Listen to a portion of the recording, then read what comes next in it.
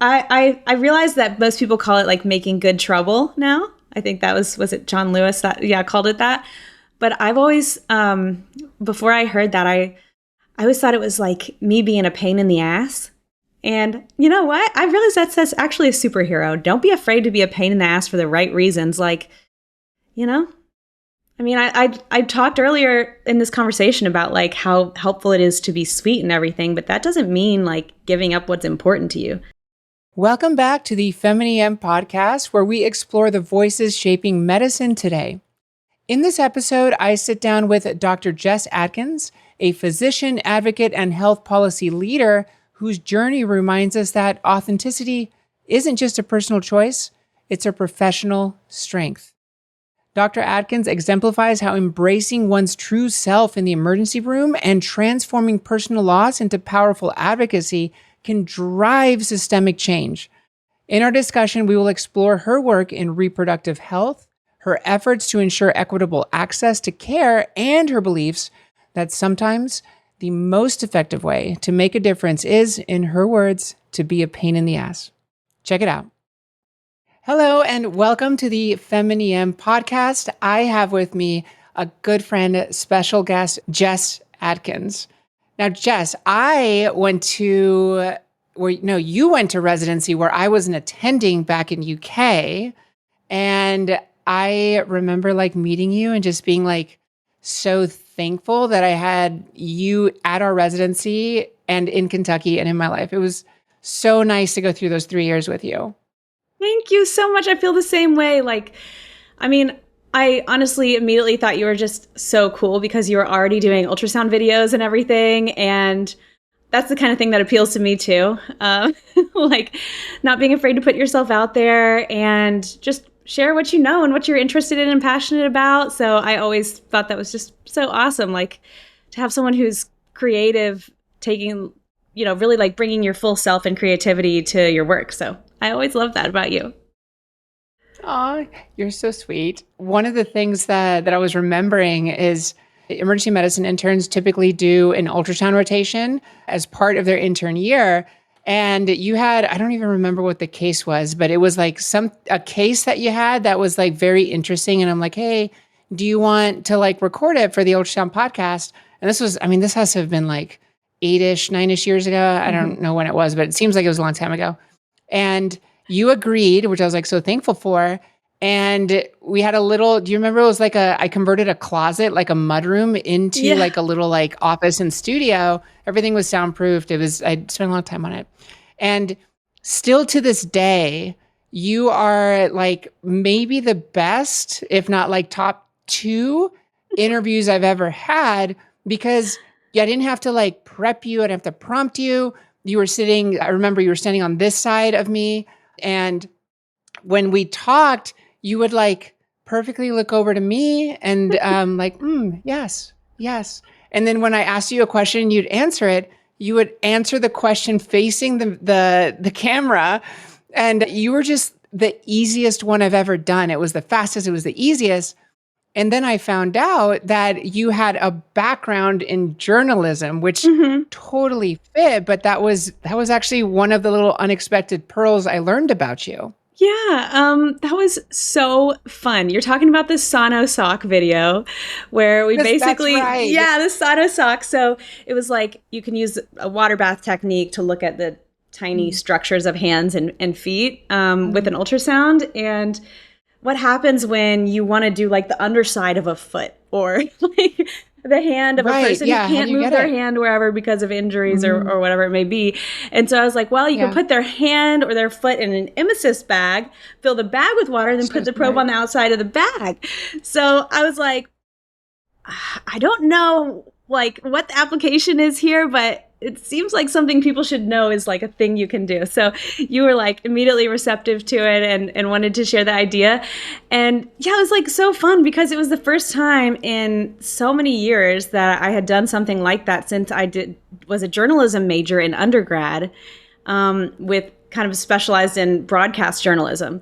Like I'd been on my school news at Belmont University in undergrad and did that kind of thing all the time. So it felt like natural to me. Maybe I had already done the kind of the trial and error of like what feels natural, what feels stiff. And it was just like so great to have opportunity to do that again. Yeah, you did again so freaking well with it. What did you, I don't think I've asked you this, but was your plan always to go into medicine, or was it like you did journalism and then while you were doing that, you're like, hey, like what if I do this? I mean, I know Brian Atkins is your cousin, so I know that you had like experience with the, physicians and emergency physicians in your family, and I know that you have a lot of family there close to where we work together. Was it always a thing, or was it like a shift for you? No, I mean, I think there were times growing up where I saw how happy medicine made people like Brian Adkins, and I saw them definitely as role models, but I still didn't think that I was going to go into medicine. I just thought I'm more of like a humanities kind of person. I like talking to people and hearing their stories and writing. I love writing. And so I kind of gravitated towards journalism in college and loved the experience that I had working in music journalism at Belmont in Nashville. I worked at an American Songwriter magazine as an intern for like a year, and I got to have some really cool experiences. I like interviewed Sarah Bareilles. I interviewed Tyson Ritter of the All American Rejects. Like I got to meet a lot of really cool people, and I loved that. But like, I think ultimately I knew I wanted to feel like I was making a real concrete difference. And so I wanted to try some harder hitting journalism.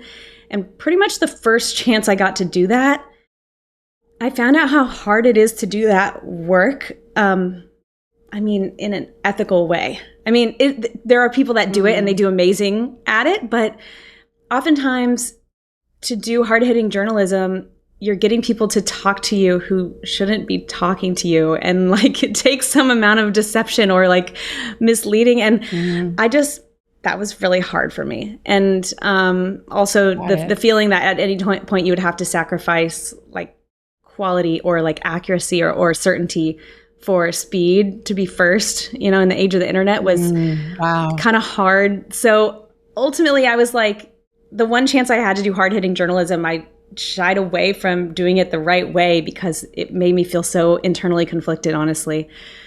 So I kind of started thinking more and more about medicine, and I did always love science, and it came pretty naturally to me. And so I got to shadow Brian Adkins in the emergency department, and I got to see how he did pretty much the same thing I did in journalism, just quickly getting to know people, learn their stories, connect with them immediately, earn their trust, and then not have to turn around and tell others about it, but instead like actually directly help their lives. So I think I still found the same gratification in emergency medicine, but that I did in journalism, but I felt more comfortable that I would be able to be myself and not have like every day be a moral dilemma. So that was, once I felt like I have the capability to do this, I can make a difference doing this, I didn't look back, and I just started working to change my career. And my undergrad degree still ended up being in journalism and Spanish. But,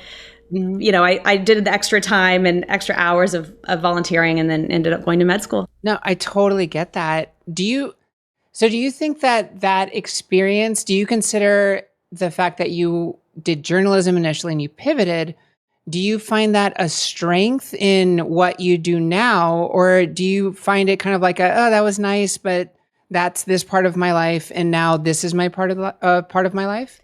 No, I think it comes up in a lot of important ways. I mean, I remember I had a journalism professor that would tell us, like, you can walk around this campus and find things to write about just by noticing, like, open your eyes to the things that don't make sense or like aren't as just as they could be. And I think now that I'm in medicine, I kind of see health policy the same way. Like, as you go through your daily practice, the things that make you say, like, this is ridiculous. Like, why can't I provide care that just makes sense? Why are there dumb laws that are essentially hindering my ability to provide good care or making it so much more expensive to provide the same quality of care? All of that feels the same.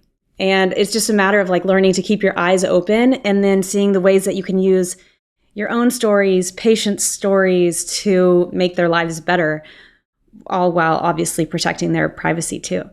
So I think it comes up all the time. And I think in a more concrete sense, it dramatically changed my experience as a resident, really as a doctor, by getting me involved with EMRA. When I was a PGY2, I saw that there was an opening to run for EM resident editor-in-chief. So that's the publication for EMRA. And I have loved magazines since I was a kid, like absolutely love magazines and publications, even before I was in journalism. And so I was just like, how cool would it be? Like, maybe I could be involved in the graphic design too, and like write editorials, write like a letter from the editor every issue. And I ran for it, got elected, and it was like exactly that. It was everything I dreamed it would be. And I was just so, I felt, it just felt like everything was coming full circle. And I really, really loved that experience. Like getting to write a letter from the editor to me, just, it was kind of like, felt like fulfilling a dream of my childhood self. I really have always just adored magazines and the way that they take sometimes like current events and just make it feel very personal in a way that newspapers don't, and the way that most medical publications don't. But in EM Resident, you get to play around like that. So that was an awesome experience. And not only that, but it led later to me being EMRA president, which is something I did not see coming, but it ended up being one of the most transformative experiences of my career. I remember reading the first editorial, I don't remember if it was an editorial letter from the editor. I don't remember what it was, but I remember reading it and just like being so like honored that you were in, I mean, I was in your life, but you know what I mean? Like honored to like know you and be like, oh my gosh, like I know this person. And that piece was so authentic and it really spoke to me as an emergency medicine physician. And I also loved magazines as well. And you did such a great job with it.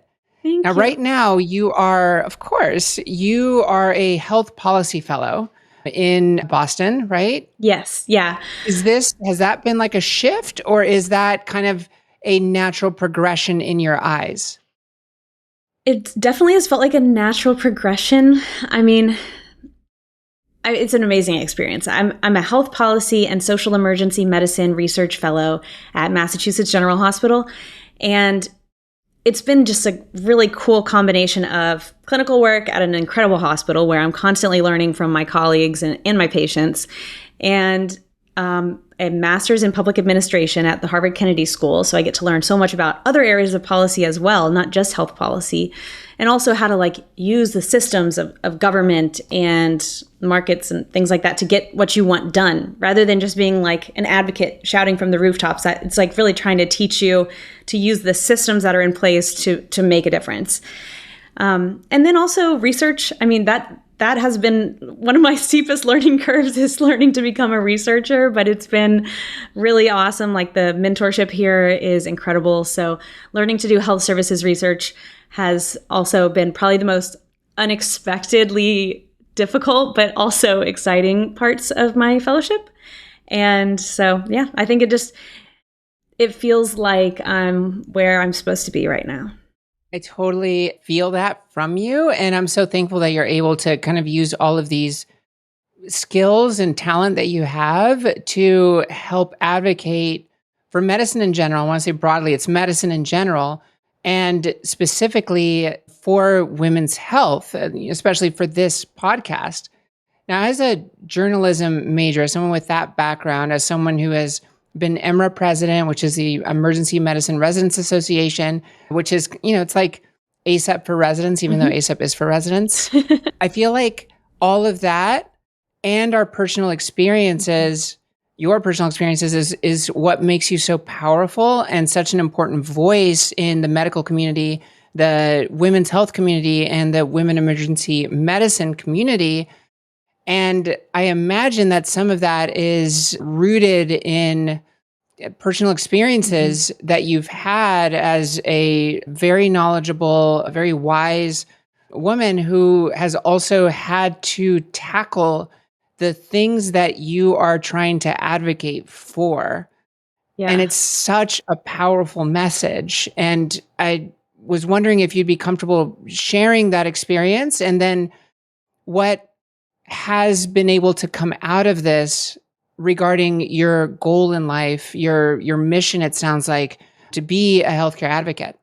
Yeah, absolutely. I mean, I think, advocacy is probably at its most effective when we're specific and personal. And so when I had some personal experiences that directly overlapped with policy areas that I was interested in, it was like a no-brainer. I had to share it. And like, my story is out there, and I'm happy to talk about it because I think it's really important. I mean, when I first got into residency, like my first week of residency, I saw like 3 patients in a week who had miscarriages.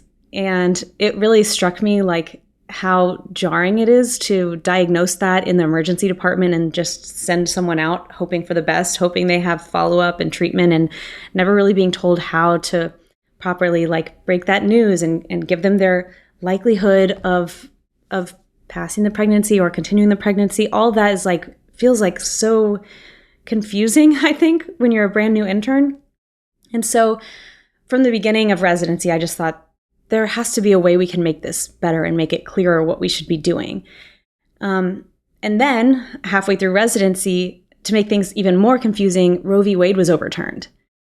And we had a trigger ban in Kentucky, which made it even more confusing. Is it still legal to provide miscarriage care or care for ectopic pregnancies in Kentucky? Like, a lot of us didn't know, and we were getting kind of confusing information, hearing about people who were discharged from the hospital and then were left to bleed out in the parking lot. I mean, it was very confusing as a doctor. Is that what's supposed to happen legally under these new laws? And so it's a confusing time. I was trying to learn more about it anyway. And then meanwhile, I myself was married and trying to start a family with my husband. And we ultimately did get pregnant during my 3rd year. And then shortly after that, we had a miscarriage. That one was relatively uncomplicated. But a year later, still post Roe v. Wade being overturned, like, I had another pregnancy where this time it made it a little further along. We had our appointment with our OB and found that we were measuring a little behind on our dates. And I thought, well, we'll see, we really wanted this pregnancy. So we had a follow-up visit a couple weeks later that confirmed this pregnancy was not progressing and was not going to progress. So because I had done some research on miscarriage policy, I knew that I wanted to get not only misoprostol, which is pretty easy to get, but also mifepristone, which can be hard to get, but is supposed to be legal in Kentucky and increases your likelihood of successfully passing a miscarriage rather than requiring uterine aspiration to remove the pregnancy. So I went to the pharmacy. They wouldn't fill mifepristone. Ultimately, I learned later it's because of a combination of FDA regulations at the federal level and our hostile policy environment at the state level, including the abortion ban. But it's kind of nuanced. Technically, there should have been a way for me to get it. It's just way too hard to get. But ultimately, I did not successfully pass the entire pregnancy. I just kind of had these symptoms that lasted for about a month until in the middle of my move to Boston, I became septic, like horrible abdominal pain all of a sudden, developed fevers, and we had to stop off the interstate in Rochester, New York, to go to a hospital there. And I was admitted for emergent D&C and IV antibiotics. Literally, my dog was like in the hotel room, and I had a U-Haul in the hotel parking lot. It's like crazy to think that that really happened to me, especially as a doctor who knew I should have gotten mifepristone. And if I did, I would have had like about a 60% reduced risk of that having happened to me. Out of those who get mifepristone, that's about how much, that's the relative risk reduction is approximately 60%, depending on the study. So I was pissed. I went on Instagram and actually just talked about that. And it was a very stressful time in my life and in my marriage, but ultimately learned a lot about miscarriage policy through that and ended up writing about it in the Lexington Herald Leader, which is one of our major newspapers back home. And I do think it contributed some to UK's interest in trying to stock mifepristone. I don't fault the pharmacists for it, but it's just a hard policy environment. And they're trying to find ways to do it while ensuring that their pharmacists do not become liable for like felonies. So I feel for the institution, but I think I had to speak up about it. Thank you for sharing. I imagine that, I mean, it's been a bit, but I imagine it's still very difficult to have to relive that situation on multiple fronts. This was a desired pregnancy that unfortunately, didn't progress the way that it should have. And laws that are rooted in misinformation and the lack or, complete opposite of what the data shows, what science shows, must have been just so disappointing and frustrating. And I have not been in this situation, but it's almost, I feel, as someone who has, never had a miscarriage, I feel almost betrayed by the healthcare system because the data is there. There is information readily available, robust information that shows that in your case, when there's a pregnancy loss, this is the standard of care. And yet you are unable to obtain it due to essentially an unrelated thing because of this thing, and this word may not resonate with you, and it might not be the right word, but this interesting overcompliance that seems to happen, or this like compliance before it even is a thing. And it affected you. You lost this pregnancy and you were sick. So it was like two horrible things that were happening that should not have happened. Exactly. And I just think about, if it was this hard for me as a doctor who's actually studied this stuff to get access to mifepristone, then how many patients are not even being told that this is an option that they're legally entitled to that could reduce their risk of requiring surgery? Like patients who don't speak English, patients who are uninsured. So the difference between taking a couple pills and having to have a surgical procedure is like over $10,000. I mean, that's a huge difference to those patients.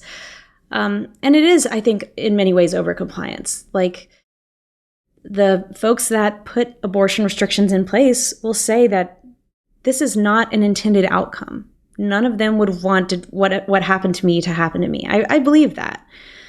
But there has been an environment now created where people are so scared to provide these medications that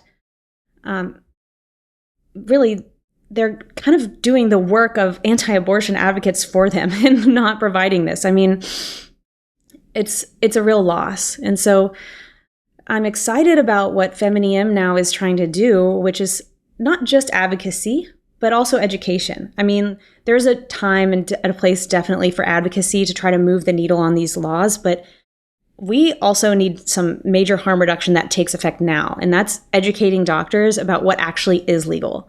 And it is legal in Kentucky to have miscarriage care, including abortion medications for miscarriages that are incomplete, for ectopic pregnancy.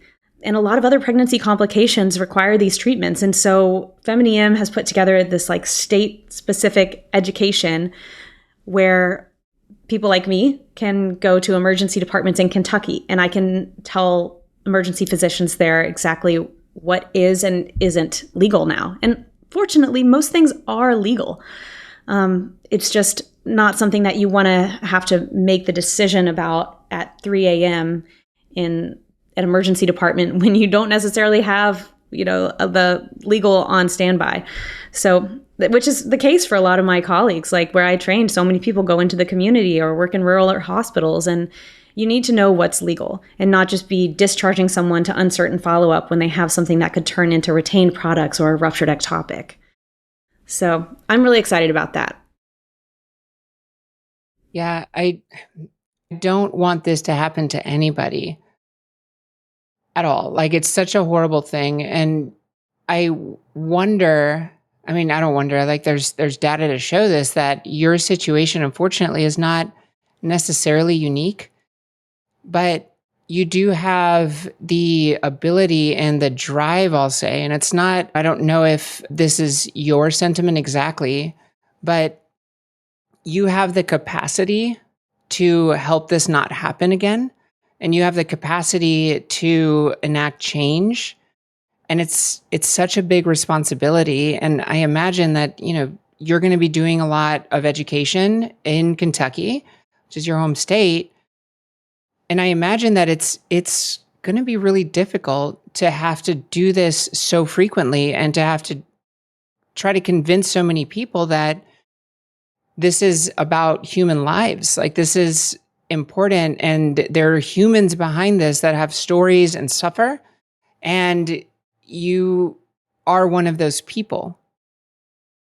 How do you think you're going to be able to, like, I don't know, manage that moving forward? Like, just the almost, to me, the massive task ahead of you, even apart from having to do this, it's having to relive it and having to continually, like, convince people. I think there's going to be a point where we don't need to do this anymore. I think about all the times kind of like before us, how, if you go back, a long time, it's even, the pushed for women to vote. I mean, if you just go back just less than 100 years ago, or maybe it was around 100 years ago, that there was such a pushback to allow women to just vote. And there was such, even women would campaign against women voting. And that was so difficult. And I imagine those people they could get so discouraged, but they kept fighting. And now it's normal and we take it for granted. But that part in the middle where we have to do the work, like, that seems so difficult. And I'm wondering, what is your mindset kind of going into this seemingly gargantuan task? Yeah, I mean, I don't feel the same way about it every single day. I mean, you could probably relate to this. Like, there are days when I feel up to the task and I feel like I have to, if not me, like, who better to talk to people that I grew up with about the importance of access to miscarriage treatment, and for that matter, access to abortion treatment. But yeah, I mean, doing these things and doing this work would be a lot easier if I were just staying here in Boston for the rest of my life, where everyone already agrees with me. But that's not going to actually change the fact that I have so many loved ones and good people that are in Kentucky that need someone also speaking with them, and when necessary, on behalf of them. But I mean, I don't see myself as like the savior of Kentucky by any means. It's just like, if I can do anything I can to help give back to the community that raised me and gave me an opportunity to be successful, then I have to. So I don't know, but it does feel different every day. Like, some days I talk about this and I feel like I've talked about it so much that I don't want to come off like cold about it, but you have to be clinical at some point when you're educating others on it. And then some days it surprises me that I've told this story so many times and it still makes me emotional. So I don't know. I think I'm still working through it, but turning something that is so senseless and painful into something that feels like change makes it easier, helps me process it. And I don't know, it gives me kind of the strength to know that at least, I'm doing the right thing, because I know how much this hurts. I know how much it's going to keep hurting people. And yeah, if not me, why not? Wow. That's so powerful. And we're so thankful for this, because I think the thing that we can do is to be visible and to advocate. And I think the fact that you are a native Kentucky girl, and you are, you did your medical school was in Kentucky as well, right? Yeah. You did at UK? Yep. You went to med school in Kentucky. You did your residency in Kentucky. You're from Kentucky. You're going back to Kentucky.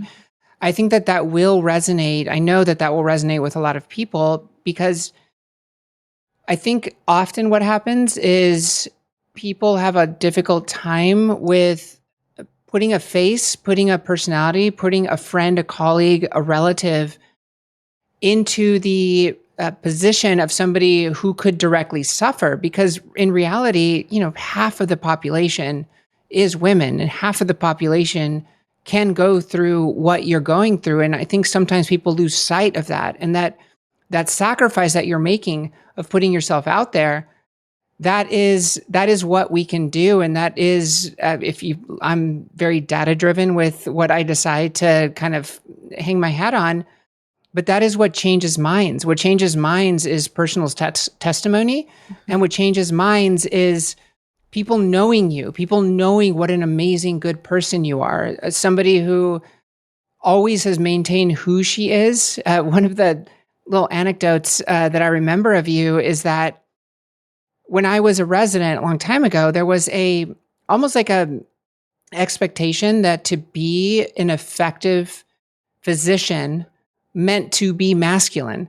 And even like, I never sensed that from you. I always sensed that Jess Adkins was this fiercely intelligent, kind, very feminine woman. And you always were able to hold sight of that. Kind of along those lines, one of the things that I did want to speak a little bit more of is the fact that you're able to maintain who you were. You're always Jess Adkins. You were, very, you're a very feminine woman, and you own that. And it didn't seem, at least my perception, it never seemed like it was a problem. It never seemed like you were being anything other than your authentic self. And one of the things that I'm curious about is, what your personal experience was with that. Did you receive any, backlash? Did you, let's say, try on a different hat for a bit? How was that experience going through residency and then being an attending as Jess Adkins? Yeah, definitely. I'm glad that you asked. I think my natural self is, it's hard for me to change, but like, I think there were a couple times in intern year, for example, that I felt like maybe I wasn't taken seriously, or I was being questioned by the nurses in a way I didn't really see my colleagues being questioned. Maybe it was just more to do with me being an intern, but I took it as maybe a sign that the way I'm presenting myself might not be effective. So I look up to another person I was in residency with, Jailyn Avila. She's awesome. She has what's known as her trauma voice. She's so great. She's awesome. Yeah. She has like presence and confidence, and she has this like deep commanding voice, booming voice when she runs traumas, and it works for her. Like it's very confident. People know she's in control of the room. So when I was on my trauma rotation, when as PGY2s, we start running a lot of the traumas, and you kind of become the person who says the most out loud during a trauma. I decided I'm going to do that, and we'll see like people fall in line. So like the first day I ran like 2 traumas like that. And if things aren't moving quickly, I'm saying out loud, okay, so we've done this and this, and where are we on the IV access? I'm just being very like regimented and focused and trying to essentially either copy Jailyn Avila or maybe copy like a more authoritative voice, which our society thinks is more of a masculine voice generally. And so I'm trying to do these things, and I think it's working okay. I don't know if it makes anything run faster, but it feels like I'm in control. And sure enough, the next morning, I was just there for a few minutes when one of the nurse leads, like essentially one of the nursing directors came up to me and was like, we got some concerns. There were some complaints raised by some of the nurses, and it really didn't sound like you, but it seemed like we needed to talk. And I was like, what? Like, I realized very quickly that what is like authoritative and confident from one person like may not come off the same. And maybe it's also me being like blonde-haired, blue-eyed girl that if I'm coming off like super authoritative, I think I just come off kind of, I don't know, bossy, whatever. It didn't seem natural for me. I think that might have been part of it, but also just it was not well received. So I just kind of realized like, I don't need to be anyone but me. I'm just going to accept that people, it's easier to work with people when I'm sweet and I'm kind of being who's natural to me. And I don't think I need to like beat people over the head with my authority. I can just like be myself, and I enjoy being liked. I enjoy having a positive relationship with my coworkers, and that's what's worked for me. And it doesn't feel like being desperate to be a people pleaser. It just feels like me. And I think a lot of that is femininity too, like being emotionally intelligent, embracing the relationship aspect of working with a team rather than like a top-down hierarchy of working with a team. That's not what femininity is for everyone, but I know that's how it's always been for me. And I think I've really kind of grown to accept that also with how I deal with patients. Patients don't want to be talked down to or have like their doctor always feel like an authority figure. Maybe from certain doctors, like a male attending with gray hair, that works. But for me, and a white coat and a long white coat. Yeah, right? a long white coat. A long Does white anyone coat come and to like mind? dress shoes with like pads. Yeah. Yes. Yeah. You know who's coming to mind. There's this very specific attending that we both have worked with that's that person. Yeah, and names. It's great. It works for him. I mean, he's exactly who people picture when they think of an attending, but for me, they're not picturing me. So as long as I can get it through their head that I am an attending, they did see one while they were in the ER, but I don't have to like pretend to be someone I'm not. And instead, I'll probably remind them of their granddaughter who really cares about them, or like their niece, or maybe their cousin who's a doctor. You know, I think I try to instead just be myself and use what comes naturally to me to build a relationship with my patients. And it's not by authority. It's usually by humility and warmth and just empathy. And so for me, that's what it means to be a physician leader in the clinical setting as a woman, is like, don't fight who I am, or, you know, whether it's how I was born to be or what society has shaped me into, it's going to be my strength now. So that's how I see it. And I think I feel a lot more comfortable, sure of myself, and proud of the work that I'm doing when I just enjoy the interpersonal part. And I think that comes from me being the type of woman that I am. That is so incredibly powerful. It's about authenticity and using that authenticity to be the best physician, the best human that you can be. And I agree with you. I think when you are not the person you are, and when you're not kind to your patients, kind to your colleagues, for me, it's always worked so much better with my job and with any of my interactions, even outside the hospital. It's always gone better when I'm myself and I'm kind. And it doesn't mean that I let people walk all over me. I don't. Like one of the things that I like to do is when I have consultants that either on the phone or in person, I know they're not listening to me. They talk over me in my kind voice without yelling. I either say, I'm going to finish my sentence and then continue my sentence. And if they say something that I know is wrong, instead of being like, no, you're an idiot, which is what I'm thinking, I will say, okay, maybe you can educate me on how this will change the fact that the patient is going to be admitted to your service.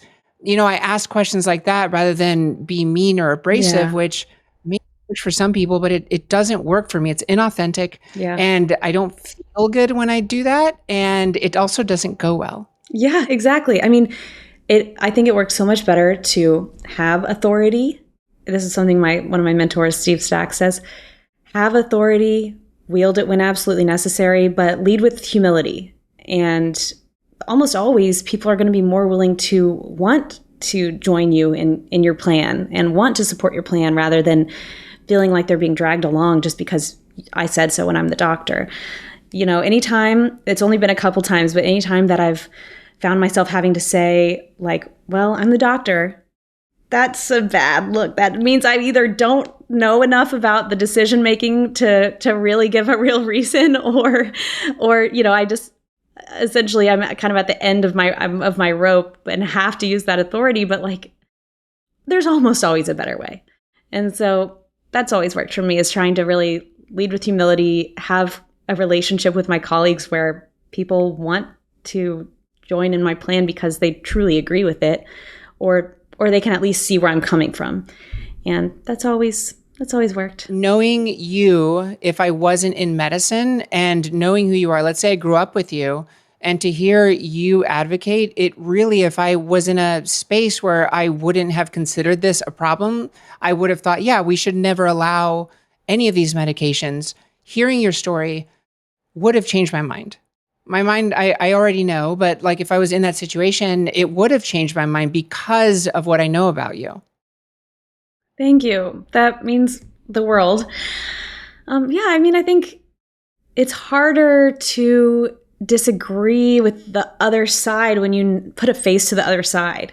I heard something said before that was like, essentially, if you find yourself saying, they think this, they want this, if you can't put a face and a name to who they are, maybe you shouldn't speak for them. I think you have to be breaking down those walls. And if you feel that you have a vision for change in your community, then stay in that community. I think that's all the more reason that your voice is needed there.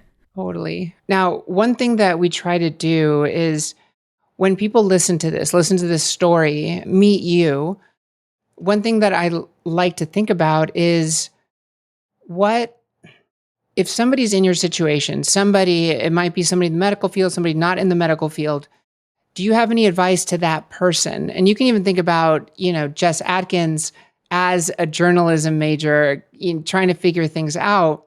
What advice would you tell that person to get started, to try to advocate, to feel empowered that they can do something about these health inequities? Usually people who get involved in advocacy and policy aren't doing it because they just love parliamentary procedure. I think usually it comes from like seeing the problem or seeing the potential and like just really understanding that issue and then understanding what are the levers that I need to pull to make a difference. So if your issue is like you understand the importance of Medicaid, and maybe that's because your loved ones rely on Medicaid. Maybe it's because you feel that like your immigrant family members need Medicaid in order to survive. There are different things that I think people find they're most deeply connected to that are usually coming from a personal experience or an experience they had with a patient.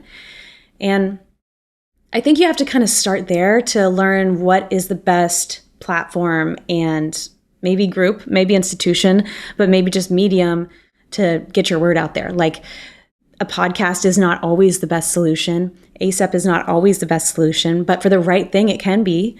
And so, yeah, I think it would be find what you're passionate about, find what you find yourself continually complaining to your loved ones about, and that's probably going to be what you're the best voice for, and just like you layer that in with actually reading about it and doing the work to become an expert. But from there, it's just going for it.